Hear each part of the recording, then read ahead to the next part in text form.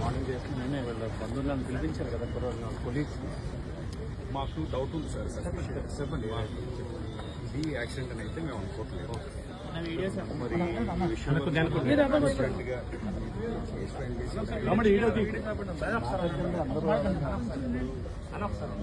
Case filing దగ్గర నుంచి this is demand from our Christian community. He is not a small man. అతను సామాన్యుడు అయితే కాదు. ఎవరు అడ్మైర్ చేసే వ్యక్తి అయితే మా పక్కన ఉన్న వాయిస్ మాకు చాలా బాగా మేము రిక్వెస్ట్ చేస్తామంటే ట్రాన్స్పరెంట్గా మీరు కేసు మాకు తెలియజేస్తారు. ఆ తర్వాత మీరు ఏం చేయాలనేది మా యాక్షన్.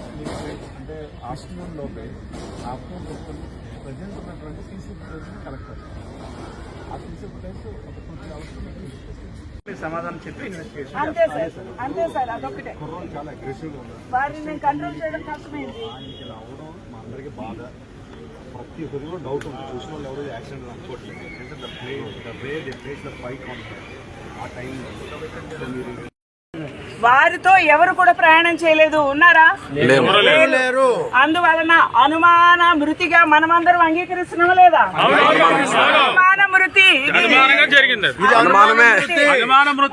అందువలన దీనిని రెస్పెక్టెడ్ పోలీస్ డిపార్ట్మెంట్ వారు తగిన చర్యలు లీగల్ గా తీసుకొని సత్వరమే దానికి సంబంధించిన ఇంక్వెస్ట్ శవ పంచాయతీలు జరిగించి ఆ యొక్క స్పాట్ లో ఏం జరిగిందో కూడా ఖచ్చితంగా నిర్ధారణ చేసుకొని తగిన సమయంలో ఇంక్వెస్ట్ కంప్లీట్ చేసి పోస్ట్ మార్టము వారి రక్త సంబంధుల మధ్య వారి యొక్క ధృవపరిచిన తర్వాత మా రక్త సంబంధి నా భర్త లేకపోతే నా కుమారుడు అని వారు చెప్పిన తర్వాతనే పిఎం చేయవలసిందిగా సవినయంగా పోలీస్ డిపార్ట్మెంట్ వారిని మనవి చేస్తున్నాను.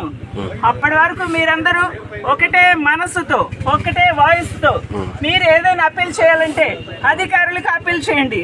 రోడ్డు మీద మీరు నిలబడి ఇలాగా మీ సాలిడారిటీ చూపించాలంటే వారికి సాలిడారిటీ చూపించండి. ఇది నా అప్పీల్. ఓకే,